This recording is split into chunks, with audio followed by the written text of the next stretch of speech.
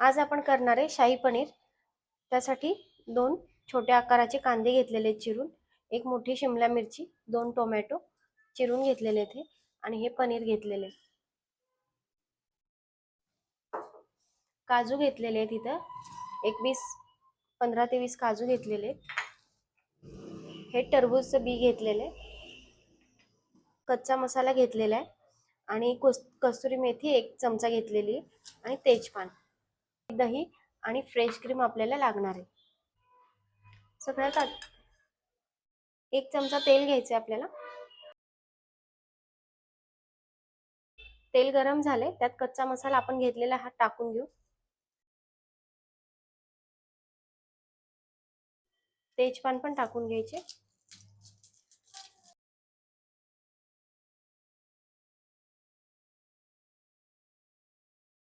कच्चा मसाला तेलामध्ये छान फ्राय करून घ्यायचा.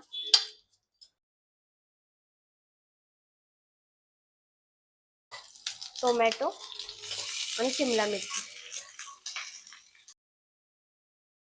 काजू पण टाकून घ्यायचे त्यातच.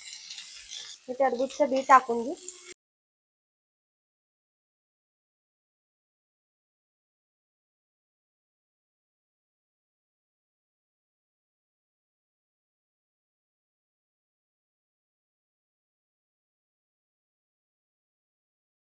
याला छान फ्राय करून घ्यायचं आपण.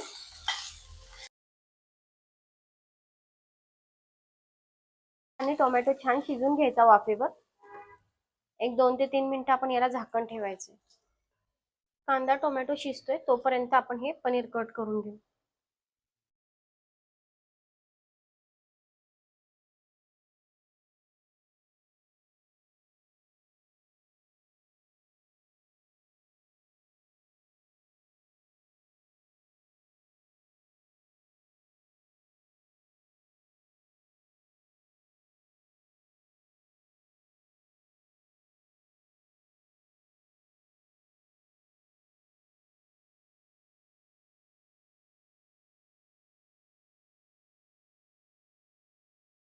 पनीर आपलं कट करून झालेले.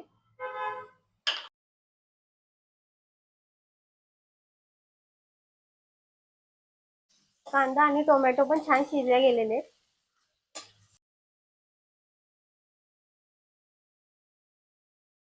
हे एवढे आपल्याला शिजून घ्यायचे. हे थोडं थंड करायचं आणि नंतर मिक्सर मध्ये बारीक करायचं. मी काढून घेते आता भांड्यामध्ये.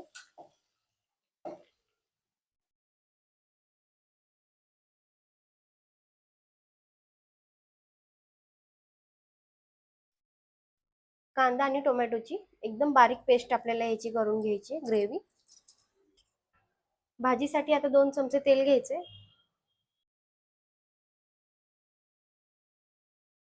1-2 चमचे बटर टाकायचे.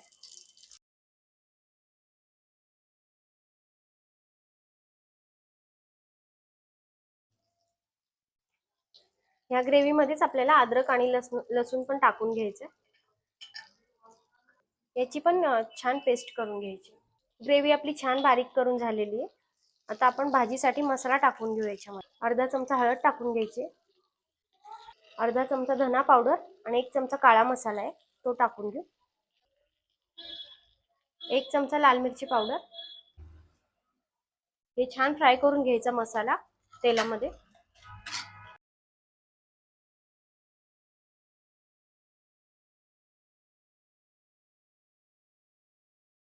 यातच टाकून घेऊ आपण जी ग्रेव्ही केली आहे ती.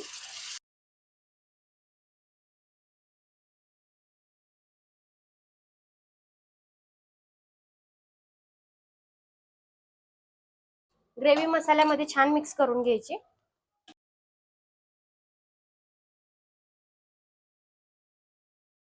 यातच टाकायचे अर्धी वाटी दही.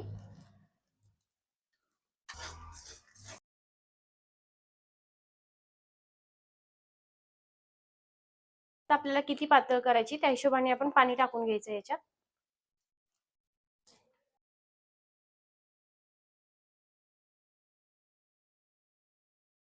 हा मसाला आता तेल सुटेपर्यंत ह्याला छान परतून घ्यायचा. हा मसाला तेल सुटेपर्यंत छान शिजून घ्यायचा. मध्ये टाकून घेऊ 1 चमचा मीठ,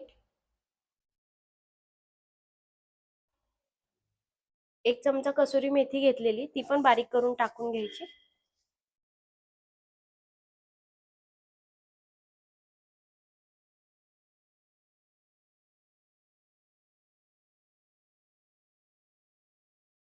पाच मिनिटं आपण हे शिजून घेऊ.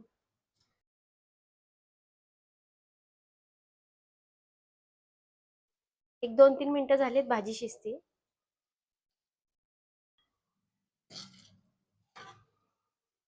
ग्रेव्ही छान झालेली. आता आपण हे पनीर टाकून घेऊ.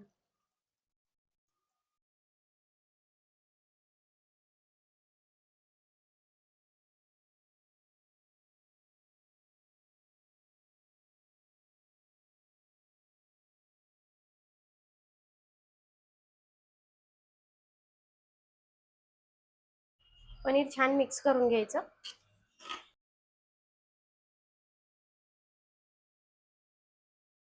एक 2 मिनिटं आपण भाजी शिजून घेऊ.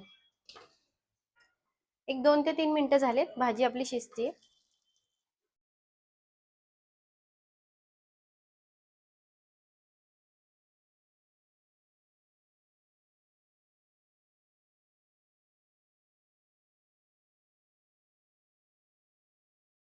गॅस आता बंद करू आणि याच्यावर फ्रेश क्रीम किंवा मलईची साय जर असेल तर ती तुम्ही फेटून टाकली तरी चालते.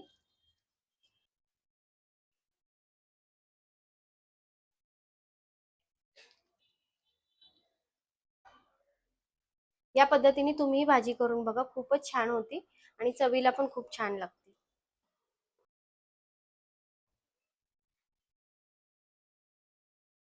थोडीशी बारीक केलेली कोथिंबीर टाकून घेऊ.